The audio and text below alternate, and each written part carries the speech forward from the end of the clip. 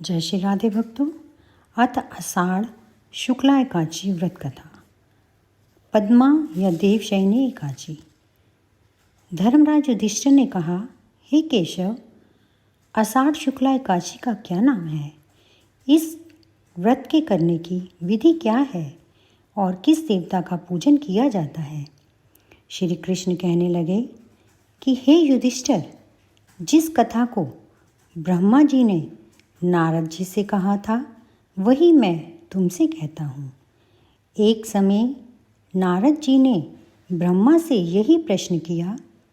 तब ब्रह्मा जी ने उत्तर दिया कि हे नारद, तुमने कलयुग जीवों के उद्धार के लिए बहुत उत्तम प्रश्न किया है, क्योंकि एकादशी व्रत सब व्रतों में उत्तम है। इस व्रत से समस्त पाप नष्ट हो जाते हैं और जो आदमी इस व्रत को नहीं करते वे नरकगामी होते हैं। इस व्रत के करने से भगवान विष्णु प्रसन्न होते हैं। इस एकादशी का नाम पद्मा है। अब मैं तुमसे एक पौराणिक कथा कहता हूँ, तुम चित्त लगाकर सुनो। सूर्य वंश में मंधाता नाम का एक चक्रवर्ती राजा हुआ है, जो सत्यवादी और महान प्रतापी था। वह अपनी प्रजा का पुत्र की तरह पालन किया करता था। उसकी सारी प्रजा धन धान्य से भरपूर और सुखी थी। उसके राज्य में कभी अकाल नहीं पड़ता था।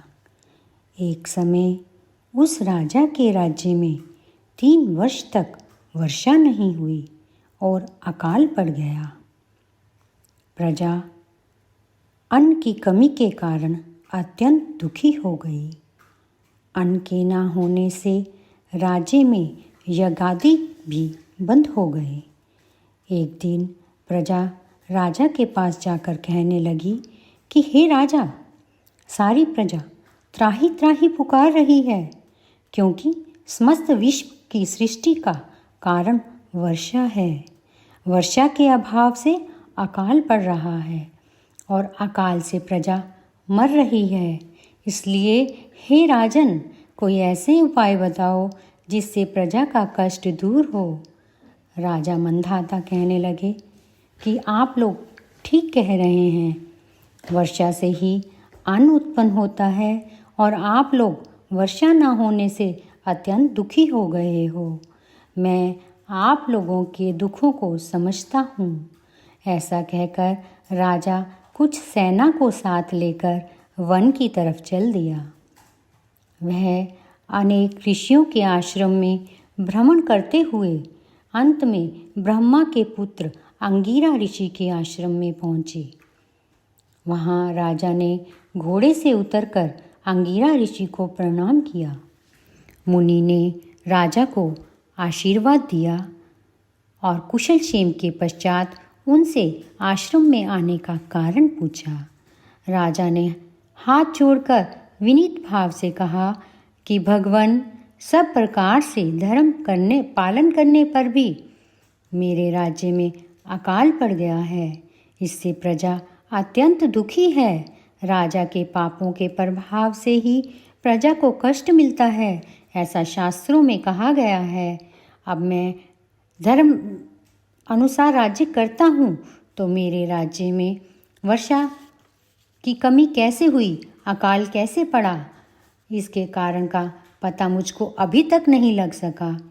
अब मैं आपके पास इसी संदेह को निवृत्त कराने के लिए आया हूँ। कृपा करके मेरे इस संदेह को दूर कीजिए। साथ ही प्रजा के कष्ट को दूर करने का कोई उपाय बतलाइए।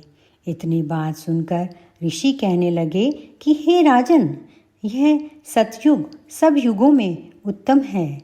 इसमें धर्म के चारों चरण सम्मिलित हैं, अर्थात इस युग में धर्म की सबसे अधिक उन्नति है।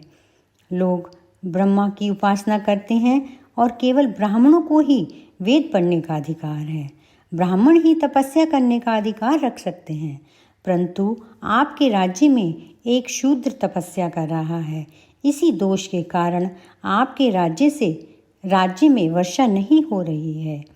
यदि आप प्रजा का भला चाहते हैं तो उस शूद्र का वध कर दो। इस पर राजा कहने लगे कि महाराज, मैं इस निरपराध तपस्या करने वाले शूद्र को किस तरह मार सकता हूँ? आप इस दोष से छूटने का कोई और उपाय बतलाइए। तब ऋषि कहने लगे कि हे राजन, यदि तुम अन्य उपाय जानना चाहते हो तो सुनो।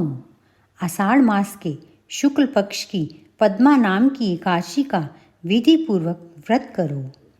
व्रत के प्रभाव से तुम्हारे राज्य में वर्षा होगी और प्रजा सुख पाएगी, क्योंकि इस एकादशी का व्रत सब सिद्धियों को देने वाला है और समस्त उपद्रवों को नाश करने वाला है। इस एकादशी का व्रत तुम प्रजा, सेवक तथा मंत्रियों सहित करो। मुनि के इन वचनों को सुनकर राजा अपने नगर को वापस आया और उसने विधि पूर्वक पद्मा एकादशी का व्रत किया। इस व्रत के प्रभाव से वर्षा हुई और प्रजा को सुख पहुंचा। अतः इस मास की एकादशी का व्रत सब मनुष्यों को करना चाहिए। यह व्रत इस लोक में भोग और परलोक में मुक्ति देने वाला है। इसकी कथा को पढ़ने और सुनने से मनुष्य के समस्त पाप नाश हो जाते हैं। बोलो एकादशी मैया की जय।